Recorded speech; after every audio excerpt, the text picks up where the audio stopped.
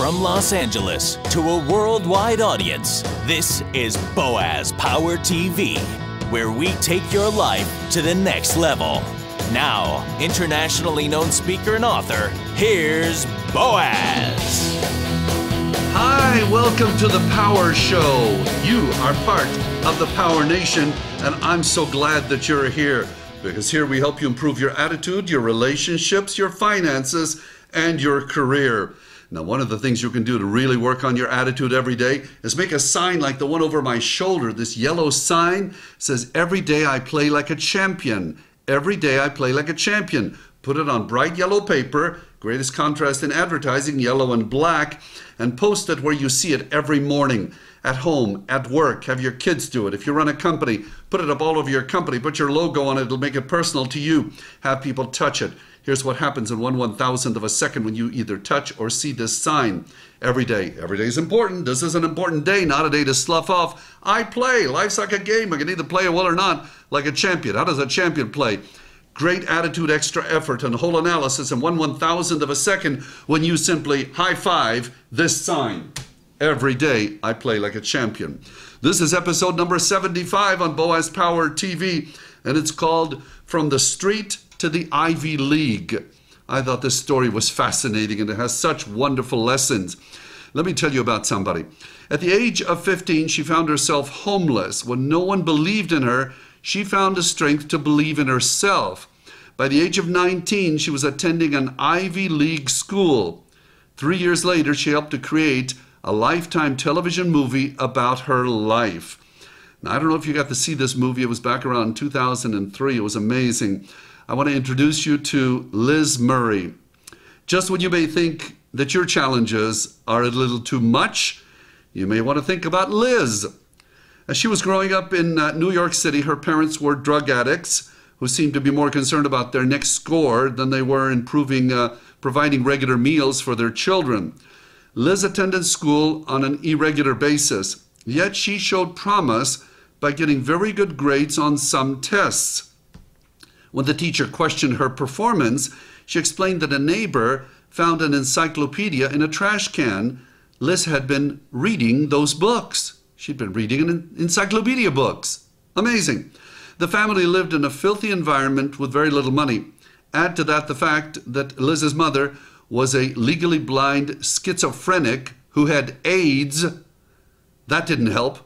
Her father, although quite bright, also had AIDS. Her mother died when Liz was just 15, and thus she ended up living on the streets alone at the age of 15. Can you imagine? Oh my gosh. Meals were whatever she could find in dumpsters. Subway cars became places to sleep. It took a lot of street smarts for her to survive.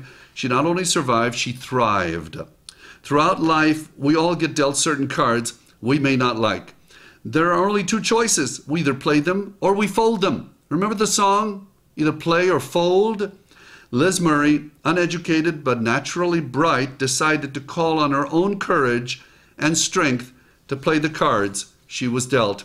So according to her, and I quote, "I always knew there was something inside me worth exploring." In the next 2 years, while homeless, she managed to graduate from high school and eventually won a New York Times scholarship to Harvard University. Incredible. When her mother died, Liz realized that she had a choice. She could give in to her circumstances or she could take action. She decided to push herself and to make her life good. Don't we all have those options from time to time? What Liz did is a great testament to what we are all capable of doing. At the age of 16, she only had an 8th grade education. Eventually, she was homeless. She decided to make something of herself. Begging for change on the street, she would steady her schoolwork in the hallways of old apartment buildings, on the subway, anywhere. There's a wonderful scene in the Lifetime movie that I saw as Liz starts back to school, where she gets a paper back from her history teacher. The grade is an A-.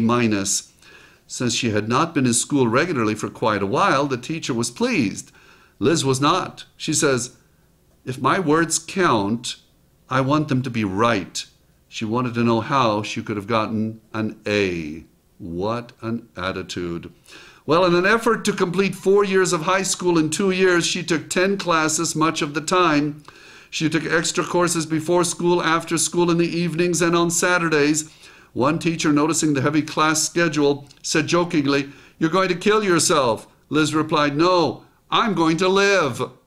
What an attitude! At one point, the top 10 students of her high school were awarded an all-expense-paid trip to Boston to visit Harvard University. She was not only on that list, she was at the top of the list. That trip planted the seed in her mind that maybe she could go to college. One problem? No money. Then she noticed an announcement by the New York Times about an essay contest for high school students. The topic was, "How you have overcome any challenges or obstacles." The prize was a college scholarship, $12,000 a year for 4 years. In the movie, she states, "I want to stand beside people on the sidewalk and not be so far beneath them. I want to go to Harvard and become very developed, read all the best books." In a thought of great determination, she says, "I have to do it. I have no choice."